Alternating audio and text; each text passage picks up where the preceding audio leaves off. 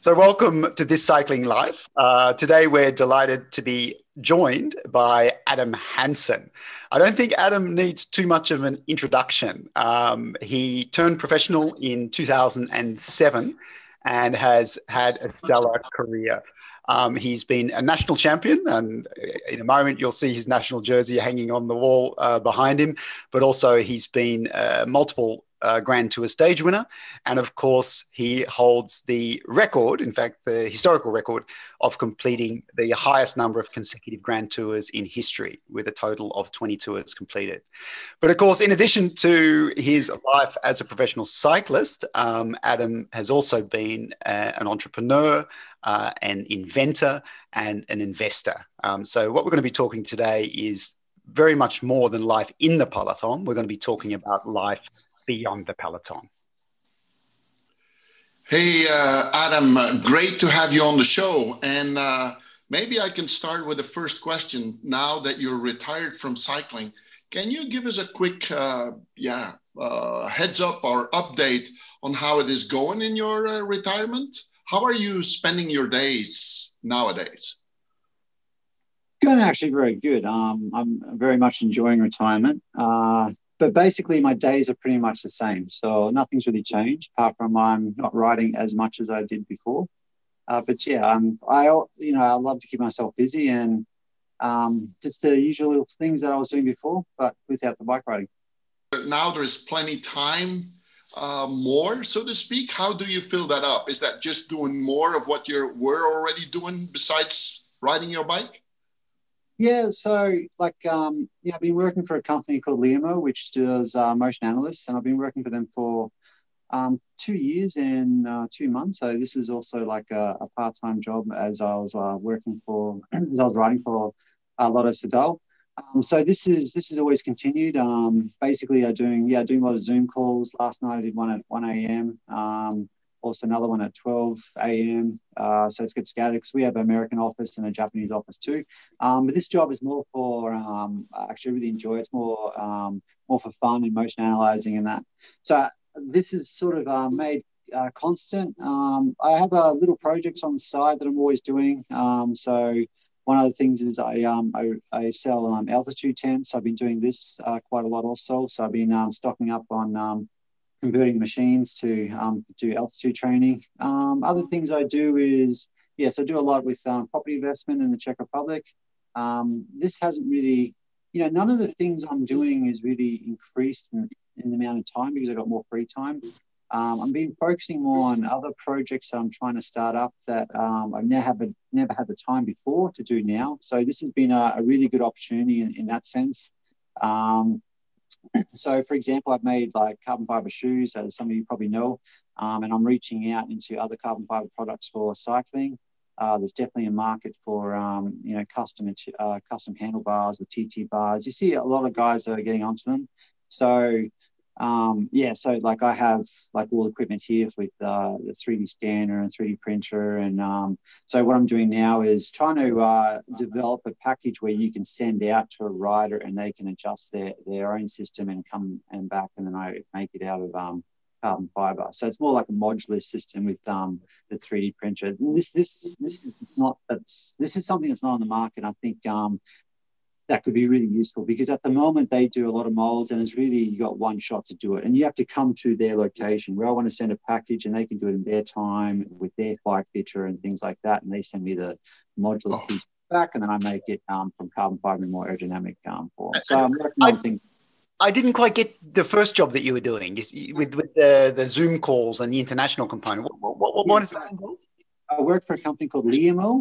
And they have motion sensors where you place on your body, and so it's more data analysis of the motion of the rider and also runners too. And this is using gyro and accelerometers in the sensors. And basically, I'm in the research and development of working out what motion is the best for cyclists. I'm also a test person for the running side. I don't do much on the running side, but more the cycling side. And then we analyze the motion data and find out, when a rider is performing good power, if he's more motion in the fluid of his downstroke, and also if he has dead spot scores, if we can maximize his leg angle ranges for better power output. and see if his pelvic is stable on the bike. There's too much movement when you're flying power. Sometimes that comes back. So this is a lot of things I do for them, and also I do a lot of communications when we do sponsoring teams, for example, or introducing new employees. I'm basically I do a lot of the research and development on the motion analyzing, and also introducing the product to future partners and things like that. So I guess this relates back to, because as we understand it, I mean, you, before becoming a professional cyclist, you were working in the world of software, and I think you mentioned, you've been working in the banking sector and real estate. So it seems that you came into life as a pro cyclist already with quite a bunch of skills related to technology, software, even the area of real estate. We were investing there in the Czech Republic. And then in many ways, you kind of just continued using those skills beside what you were doing as a pro cyclist. Would that be kind of a fair analysis of how you looked at your pro career? Because it seemed to us, looking at your pro career, that it was almost like a portfolio. You had your cycling, you had your training, you had your nutrition and all the other stuff you were looking after. But beside that, you still had this portfolio of activities that you continued doing. Oh, for sure. I was brought up in a family where you can never make money from sport. So and I always had this in my head, it was like cycling was good, it was fun, yes, I was making income from it, but I always wanted something on the side. You could break your leg really badly in a crash and that's it, it's all over. So I always had something on the side. And even, during my off season, I was doing these intense courses in London, for example, where you do like 2 weeks of intensive courses, like at the Learning Tree. And this is actually worth points at university. Which is, for me, it was really good because you can switch off in the off season, you can do some education, and then when you sort of stop, you're sort of more inclined to ride more because you're not just riding. So it's good of a switch in that sense to switch your brain from riding to something else. But yeah, definitely, I always had something on the side, and I always believed you should, because your life is very, very long. Your cycling career is very, very short. So for me, it was always, I always think long term, and I definitely do not want to put all my eggs in one basket. Like as an investor, That's certainly something that our friend Bernard Muderman, who's on this call, has said before. Bernard used to tell his young guys at the cycling centre that you're only one crash away from a job at McDonald's. Exactly. Right, yeah. Yeah. So related to that, I guess then the question becomes, Adam, because Bernard and I, we've interviewed so many current and former professional cyclists, and we often hear from these pros that say, well, I shouldn't be thinking about other things beside my pro career because that's going to kind of detract from my performance, my focus, my energy channeling into my sport. I mean, what do you see as the biggest blockers, imagined or otherwise, for pros to actually invest in developing themselves and preparing themselves for a life after pro sport? I think, everything that's wrong, or not wrong, but that's that could be regarded as wrong in cycling is tradition. And, traditionally it wasn't like this. And that, that's with everything in cycling. If Ineos and Sky was the first team to sort of break out of the mold of not doing traditional things with training and, just different innovations. And that's also the same, like a lot of riders, I think they have fear to do something different because it wasn't done in the past. And there's no reason why you cannot. Cyclists actually have a lot of free time on their hands. They train a lot less than what people work full time. There's a lot of time they can spend, sitting on the couch and having the legs up with a PC in front of them. They don't have to be watching Netflix. They don't have to be playing computer games on the PlayStation, things like that. They can actually be investing to the future.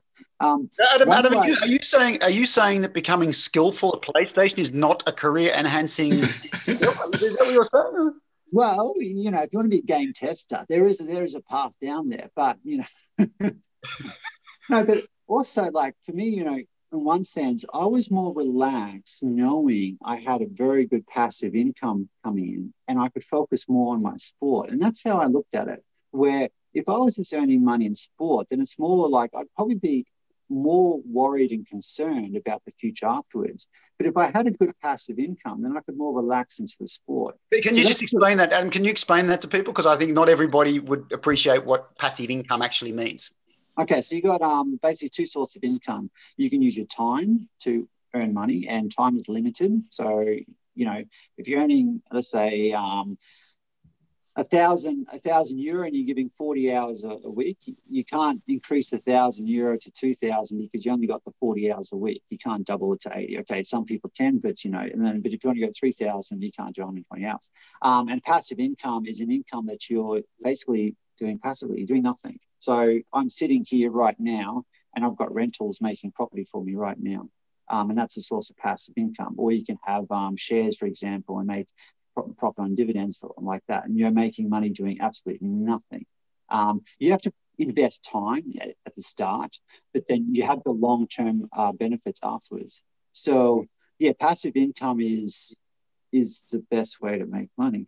Okay. So I guess another piece of advice there, because of course a lot of neo-pros, the first investment they make is in a very expensive luxury car. However, that is involving depreciation, which is kind of the opposite of what you're talking about, right? So aren't you also talking here a little bit about delayed gratification? I mean, not just spending the money that you're earning, but, you know, to buy the nice car, the watch, the nice house, but thinking about that in a different way. I mean, what's your experience looking at neo-pros, and when they do start making real money, what have you witnessed? Well, definitely, you know, exactly what you said. I always say that it's more important saving the money. So exactly what you're saying, if you're spending on cars, watches, or expensive rental properties for yourself.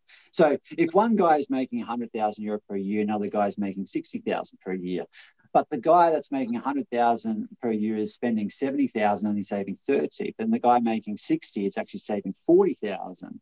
Then he's actually going to have a better career afterwards, where he can invest that money somewhere else for a passive income. So it's not, to me, it's not how much money you make, it's how much money you save and how smart you are with that money. So in this sense, yeah, you know, you can be making almost nothing, but if you're investing a lot and you're saving a lot, then you're going to be far beneficial long-term than someone who's making a lot. And I understand that, you know, neo-pros and even older riders where they have a dream car or dream watch or something like that. And, you know, that they buy these expensive the cars, and they do lose a lot. Like as soon as you drive, you know, I'm probably a bad example. I do have some nice cars. But, you know, for me, it was more like, okay, I've got to have a passive income that I can live off first. I got to, you know, there's some people that do like a percentage where they say, okay, 10% of your incomes you can invest into luxury things, and then so 40% into investments or something like that. You know, there's different ways you can go around it, but definitely first, when I see a neo-pro, first thing they buy is an expensive car. I definitely think this is not the best and smartest decision. And also the worst thing is when these type of people buy these type of cars, they can't really afford the special editions, and because of that, the special editions, okay, you can make money on these ones, but they cost, you know, 2 times or 3 times more. And they buy the ones that as soon as you drive it out of the garage, you've lost like 20, 30% just like that. And that's a bit of a shame. That's a lot of lessons in 5 minutes, Adam. I mean, this is. Do you agree with the fact that it has to do with why you're doing what you're doing? At least for me, when I hear you talk, your why has been way further than just being a cyclist. What I see is a lot that, you know, the worst thing about a cyclist is they get given everything for free, directly from the start, directly from a young age. You know, they'd be like, even from the age of 14, you know, parents buy them a bike and then they put them to the national program and they get free jerseys, free equipment, and they get to travel and they get free travel. When you're away, you get free food. And life is not so easy in the real world. And so this is one of probably and this is a bit of a good struggle in a sense, you know, where everything is provided. And I understand that. I do understand it. And the problem with a lot of these athletes is they go into continental teams or pro-continental teams, and it's continuing. You still get a free bike. And this goes back to what I say. It's not how much money you make, it's how much money you save. And by getting a free bike and free kit and free helmet, free glasses, free shoes, and you go to a race in a different country and you don't have to pay for that trip, just the bike and equipment and, paying for the races, you're looking at almost 20,000 euro that you don't have to spend, that you get given for free. So as soon as you exit the cycling and you have just these costs, this is a big eye-opener. And probably so for me, my advantage that I had is that I worked before I was a cyclist. So I knew what the real world was. I worked at McDonald's. I used to deliver papers. I used to work on farms and picking up sticks and things like that. And I was a programmer for 4 years. And I knew that for me, it was like, okay, cycling's fun, and I enjoy it and I love it. And I always called it my hobby. And I knew what was coming around the corner. And so for me, it's more like, okay, let's make sure that when I retire from cycling, I just can put my feet up and never do a single thing ever again. But I became addicted to work, so I actually really enjoy it. And that's probably one of the special things that you have to do, really pick something you enjoy doing. This is also interesting what you say, Adam, because I guess one of the things that struck us is, and not just the top level cyclists who get national or international podiums, but this sense of entitlement that you talk about seems to also have another effect sometimes, which is for many of these young riders, particularly riders with talent, and even guys who then get into their 30s, the doors are always opening in front of them, right? Because if you have talent, people are after you. They're offering you the next step. They're promoting you either within the team. And one of the things we've sensed is that for many professionals, they seem to believe that when their career happens, that their career comes to an end, their competitive career, that's going to continue, that these opportunities will sort of fall out of the sky. What would you agree with that, disagree with that? What have you witnessed with people? Yeah, you're right. Everyone's your friend when you're a winner. And it's, you can, cyclists, they should remind themselves when they have a bad season, contract year comes up, it's like, wow, it's not so easy to get a contract, and these little lessons actually, this is not so magnified, but it is magnified when you retire. It's true, you do get opportunities when you retire. That is true, but don't think that this is going to happen 1, 2, 3 years, because you will get forgotten so quickly. And you shouldn't rely on this. You should not rely on your name. That's just my personal opinion. I think you should take advantage of it if you can. Cool, go for it, take advantage of it, but don't sit there thinking that all these opportunities are definitely going to come up in the future. Yeah, that's all right. So would you have some sort of a solution, or how would you think you could help changing that mentality? Because don't tell me, I came across those situations 25 years in a row, where they thought, oh, we won a race, so for now we're clear, we will have a next contract, and later we will still be helped in life. So would there be ways you think that we can help riders early to realize that what you're saying, that is not the real world? The real world is about really achieve things continuously? Well, exactly what you guys are doing. It's education. It's just a form of educating the riders. I believe I had a good impact on a lot of Sedal riders, where riders would look at me and they knew I wasn't earning so much. And they would look at me and go, okay, Adam doesn't make so much, but he has a pretty good lifestyle. He does have some flash cars. He is focusing on other things outside of cycling. And I could see that some riders, and like I actually had a good influence where I made other riders, not force, but, they looked at me and they said, hey, Adam's investing in property. Maybe we should also have a look into it. And I'd have people, quiz me, ask me. I had some riders that actually went to university because of me, where they, I remember one particular rider, Sven, he was sort of like, he said, so you actually studied also? I said, yeah. And I remember when he was a first year, and then I said, well, when do you have time? I said, well, we have heaps of time, after training and during races and travel days and that. And then he actually went to university. 2 years later, he goes, you're right. I had no idea how much free time I had until I actually, did university parallel to cycling. because we do get lost on that thing where, you know, as you said, you're checking the news and you're checking again and you're checking again, and nothing changes. Nothing changes. And if you check the news directly after training ride, or you check it directly before you're going to bed, you still get it all before you go to bed, you know. And maybe you might be 2 hours delayed or 3 hours delayed, but, you know, it's not going to change anything. This is interesting. It's interesting that because what we're talking about here is the difference between sort of intrinsic factors, right, which is my motivation, my desire, you know, what I guess Bernard was alluding to, my purpose, which is, what is my purpose beyond being a cyclist? You know, maybe my purpose is to acquire new knowledge, new skills, to build myself sustainable income, to support others, whatever it might be. However, one of the things we've also heard in conversations is that in terms of this tradition that you talked about, that in some teams, if you're seen to be distracted with other work or hobbies or interests away from the bike, then some people say that they feel self-conscious about that maybe the DSs or the coaches, they're looking at you as not being 100% committed. We even had a conversation with a recently retired Australian, another recently retired Australian, who said, "No, I was very conscious towards the end of my career, even talking about retirement, because I thought there's other guys ready to step into my shoes. That, you know, maybe they were doubting my commitment." What's your take on that? Yeah, I definitely felt that.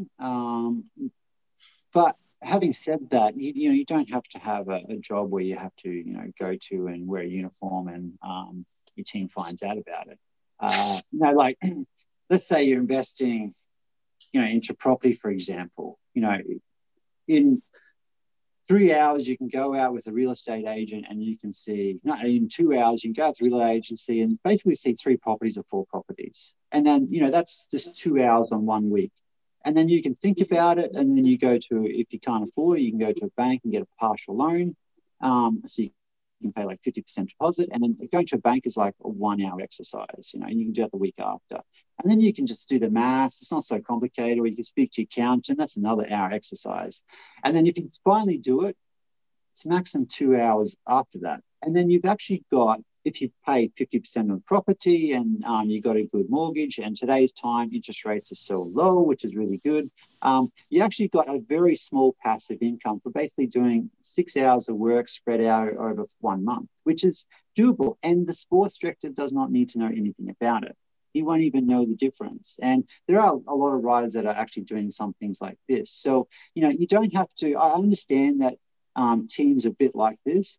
And this is understandable, you know. Teams are paying you money to perform at your best, and they just want robots. That's what they really want. They want riders that do 100% what they say and everything that they don't think they should do. But, you know, I don't believe 6 hours of your time over a month is going to distract you from cycling. And maybe I think a lot of people do need a distraction from cycling. You know, I think that can help on a positive side also.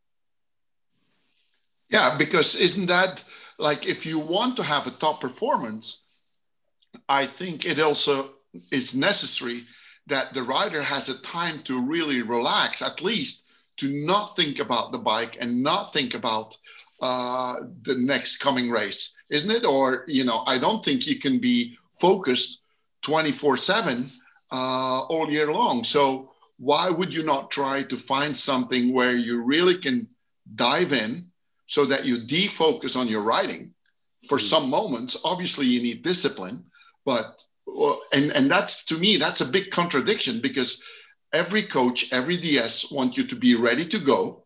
But don't you think you can only be ready to go if there was a moment of defocus before? Oh, 100% agree with you on that. I think you can get too much into something. Yeah. And it's nice to step it away. Like, even like with my training, for example, you know, during the off season, I'd make sure I'd never ride the bike in November. I'll be doing other training forms, right? And even half of December, I wouldn't ride my bike either. I'll be doing like cross training, cross country skiing, hiking the mountains, things like that. So when I came to training camp, I was the most motivated rider there to ride my bike, because there are riders that are in Belgium, you know, doing 4 weeks of riding before in the rain, bad weather and things like that. And they get to training camp. They've just done heaps of riding. They're already sick of the bike in a sense. And they get to training camp like, you know, it's the same thing. For me, it's like, whoa, I get to ride my bike. I'm excited. And you do heaps of training. And for me, I see how I take it, it's the same thing. When you switch off a little, when you finish the training camps or finish your racing and you're doing other things, when you go back to your cycling mode, you're actually more enthused to do it because you're more hungry to do it. So I definitely agree that you should have some time off and do things outside of cycling. Just to appreciate it more, you get that fire and hunger, and it's not just 100%, cycling. But coming to that as well, Adam, I think it's an interesting one related to, again, it's a bigger picture, which is as an individual, people taking the time to really reflect upon, what their talents are, because I think a lot of the conversations we've had, and, Mick Rogers, he's a great friend of ours. And, Mick's a really interesting guy because, of course, he went through his career and he was 3-time world time trial champion. And he was really a technical expert, when it came to aerodynamics and training and all of those aspects. So, however, he always had a background kind of in technology, as well. He was always interested in computers and that kind of stuff. However, Mick finished his career and he went off and did a few things, but he eventually found himself back in that role of performance director with NTT team, doing what he did as a cyclist, more or less, in terms of really bringing in his expertise. However, he started to realize that was not really what he was passionate about, or maybe not even where his true talents lie, because actually what we started to discover with Mick is that he's an incredible leader. He's a visionary in terms of thinking the way that the sport could be evolving. He is actually very knowledgeable and has learned a lot about technology, virtual platforms and the way that's evolving. And eventually what Mick started to discover was actually that maybe he was doing the wrong thing, as a performance director. And eventually what that led him into was this whole exploration of a new role with the UCI. And he's now manager of innovation at the UCI. So, it's a long kind of question, but to what extent do you think that a lot of pros and former pros get it wrong? Because what we see is many retire and they go straight into or back into the skills mode, right? So they open a bike shop or they start coaching or doing bike fit or whatever it might be. They rush into that within literally weeks or even, maybe months of retiring. But then within 18 months, 2 years, they're dissatisfied. They're not enjoying it.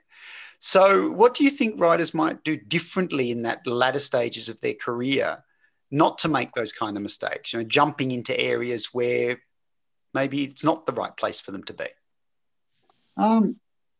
It's a bit of a lottery, but you got to do something you're passionate about, and you got to take a step back and think, okay, do I really want to do this, and is this going to really work? I had one friend during my career, and he always wanted to have a restaurant. That was his dream, passion, and that.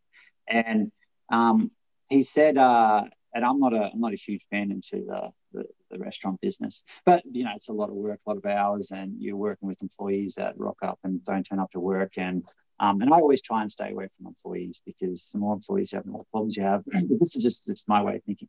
But anyway, long story short, he started the restaurant, and he was thinking about, I said, you should do it now in your career if you can do it, because if it doesn't work, then you still have the financial income in your cycling, to support your plan B or plan C, in a sense.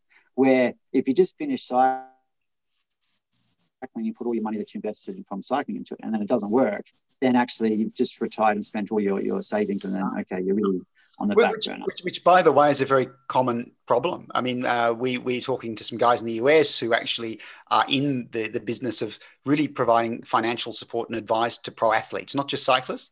Adam, you won't believe it. These guys say that up to 50% of former professional athletes are bankrupt within 5 years of retirement. For the reason you've said, actually. They jump into a business that maybe they're not fully skilled in or knowledgeable about. They bring in this kind of winner's entitlement mentality, and they go bust within 3 to 5 years. Yeah. So what you're saying makes a lot of sense. Try it before you retire. What might be some of the other, you might say, common mistakes or that you've seen riders doing upon retirement? Just having no plan. I think that's the biggest one. For example, I don't want to say names, but we had the coronavirus period this year, obviously, and this one rider I was speaking to, he was like, "Yeah, what are you going to do?" Blah blah. And then I said, "Well," and you goes, "Yeah, I'm thinking about retirement." And I said, "Oh yeah, so what are you going to do?" And he goes, "I haven't worked it out yet." I said, "Look, right now we've got lockdown, we've got no races. basically, okay, your team had a pay cut, you're still making your money. Your retirement starts now, like really now. And that was, this was in March, end of March. And I was saying, you're getting an income now and you've got 9 months of money coming in where you can actually physically start something. Don't wait until the end of the year where you've got no money coming in. Do it right now, and you're basically getting paid from your team to start your new future. It's perfect. Everybody would love this, you know what I mean? Because people don't have this luxury. And I think just people start way too late. And then also with this rider, I said, look, you don't have to retire this year. If you want to continue the year after, do that. But at least you've just got 9 months of income coming in, just settling up, and then you can make the decision afterwards. Because if you wait until the end of the year, make the decision then, you've just lost 9 months of your startup. And you're absolutely right on that, because again, I mean, the research here, and not just in cycling, but across pro sports, the reality is that most professional athletes do not end their career on their terms, right? Yeah. It's not when they expect it. Most expect that they've got another year, another 2 years, even another 3 years, and then it happens. So I think, what you're saying makes an incredible amount of sense. But again, we come back to this question. Why aren't they doing it? And again, what could the teams be doing? What could the CPA or the UCI, what could we be doing differently? Because actually, we're not just talking about this as being trivial. For many of these riders, because they don't have a plan, because they don't have a direction, the outcome of that is often depression. I mean, Bernard, what do you think? What do you think we could be doing different? Because Bernard, you tried to do it at the cycling centre. You tried to prepare these guys for later life. Do you think, Bernard, that there's a role for the UCI or the CPA or the teams? Well, everybody should be involved in helping the people when they say we're gonna help to build your career. But I don't see that happening anywhere. Everybody is just focused on getting the sportive result. And I tried that, but in the beginning, I got even laughed at. You're not ambitious. You're not there to win races. I said, no, I want to make humans that are strong for life. And if they can become a cyclist, that's great. And if not, then not.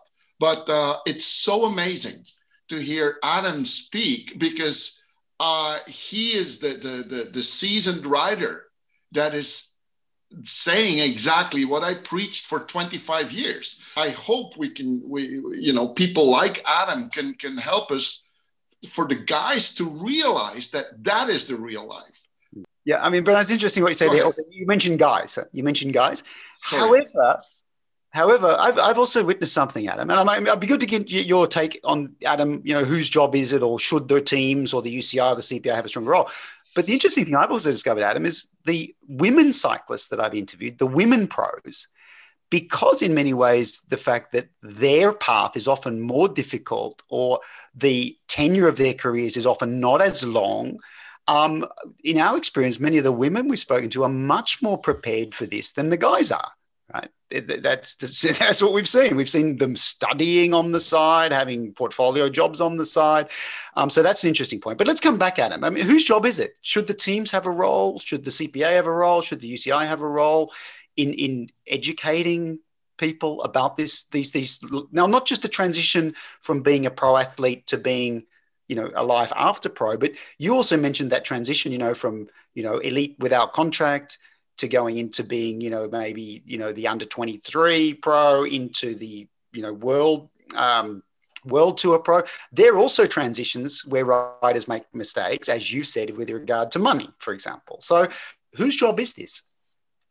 Yeah, going back to your point, the first one is, definitely the reason is education. And there definitely needs to be better education for the riders.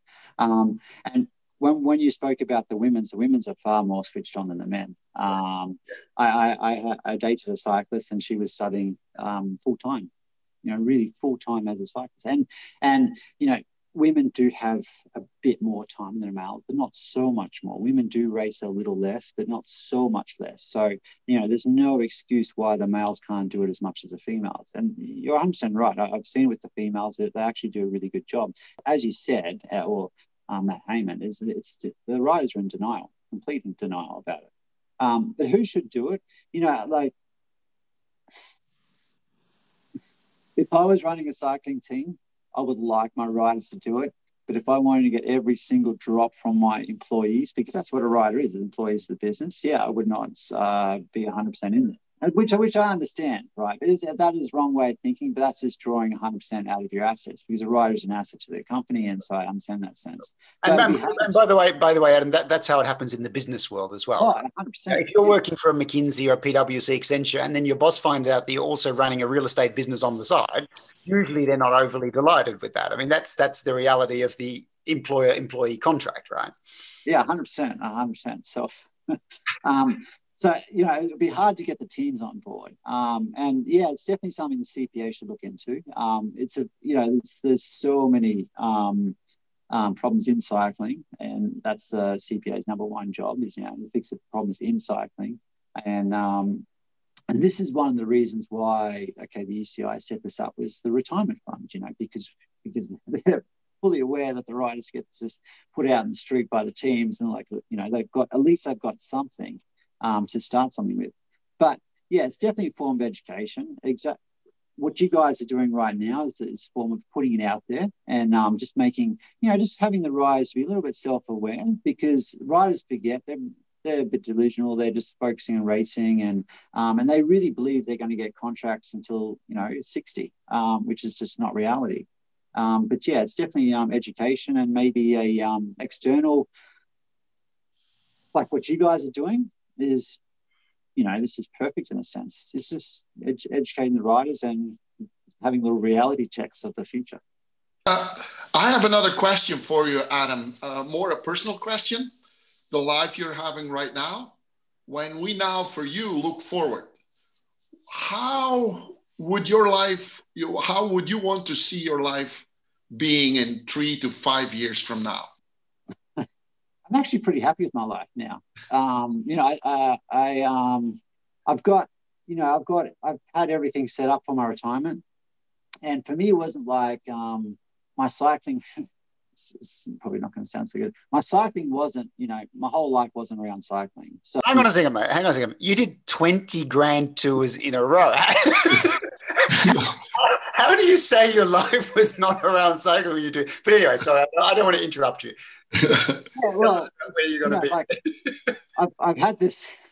Well, really, I won't argue with that. So I had this because I always think of the future, and I've had everything, little projects on the side and that. So for me, retiring, nothing really changes. I just don't race professionally. I'm still going to do sport, but in the future, no, I'm pretty happy with how things are going, and I'll focus more on real estate, that's for sure. And it's just a snowball effect, so it's been really good, and I'll continue in that.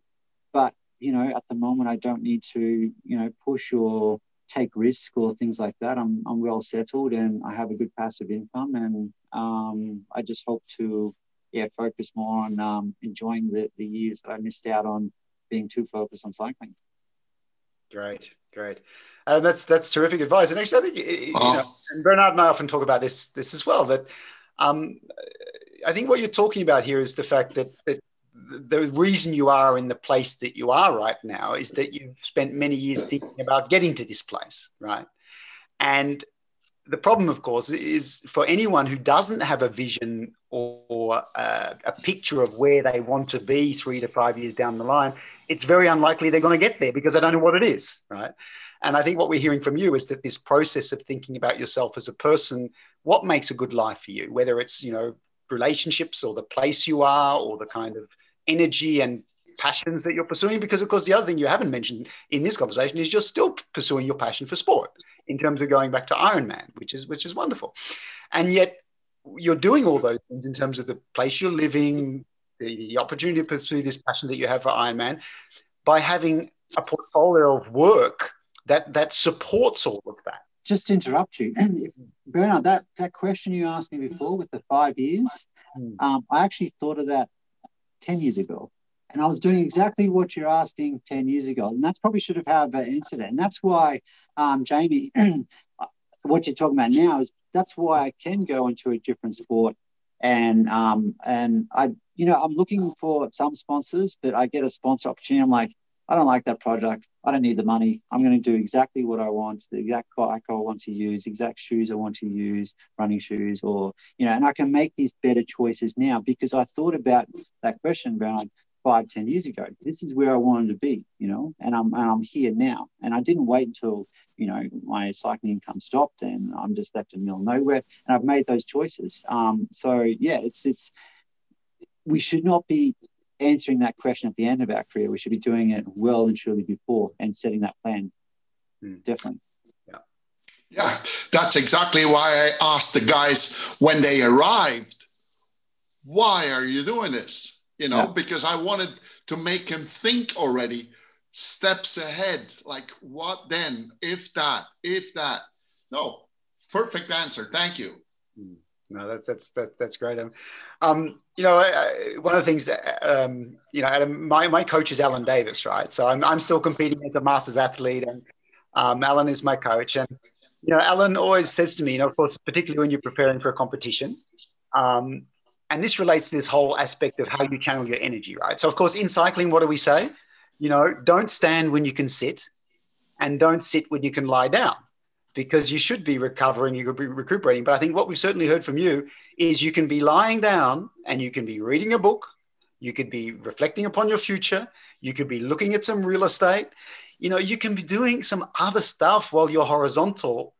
The other thing I think, just to reflect upon, Adam, is, we all too often use this word retirement, that I'm a retired pro cyclist. I mean, you're not a retired human being, right? I mean, you're just starting a new phase in your life. And I think that's also something which has struck Bernard and I in conversations we've had with pro cyclists, is that they fail to reflect upon the fact that the reality for pro cyclists is that retirement happens often before the middle of your life. It's in your early 30s, maybe your mid 30s, and you still have 30 more productive years ahead of you.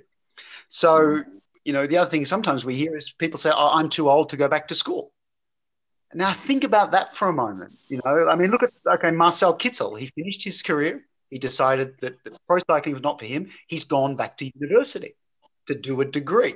So this is also something that we need to reflect upon, that life is long and that there's no reason you can't go back to school for 2 or 3 years, even in your early 40s. If you've built that financial stability and income to enable you to take that time out. I always have the same belief. Life is long. Life is very long, and you do retire at a young age. That's probably one of the other things in cycling. Like, they think mid-30s is an old age. It's not an old age. Old for cycling, but there's people, depending on the country you're in, people retire at 60, 65. That age is going up, and there's a lot of years to put food and bread, food on the table and put a roof over your head. And with the education thing, 100% agree. My mother, she did a law degree in her mid-30s, and now she's the top prosecutor in Australia, Crown prosecutor. And people think, no, you must finish school and do university directly after. No, you don't have to. It's really, you don't have to. You can do it definitely after your cycling. But like you said, it's important what you do in racing during this period to build some financial support or some passive income, or to support the things you want to do after cycling, and that's the important key thing. Yeah, and of course we've got another guy on this call. Who's an example of that, and that's Bernard, because Bernard Moorman gave his first TED talk about a month ago. Bernard is 62 years old. He's become a vlogger. He's become a tech guru. And he embarked on that journey about 18 months ago. It was talking guru. It was a wonderful talk. And the only thing I would correct is, at your 35, you have more than 30 years left, huh? To be protective. At least I'm there, and I'm totally agreeing with what Adam said. I'm so pleased that what I've preached already for 25 years is now said by a guy that, did 20 grand tours in a row and thinks cycling is not the main thing in his life, which is just a great thing to hear. I loved it, Adam. I think you're a role model, even more than you might even ever think you are. So for me, it was a great experience, this talk. Thank you. Very good. Thank you for having me. I really appreciate it. Thanks a lot, Adam. And of course, for those of you who've been watching this video, if you've liked it, please do give us the thumbs up. Of course, do share it with those who you think might benefit from the discussion. Of course, subscribe to the This Cycling Life YouTube channel. So Adam Hansen, thanks again for this wonderful discussion. Thank you very much. Appreciate it. Thank you. Bye.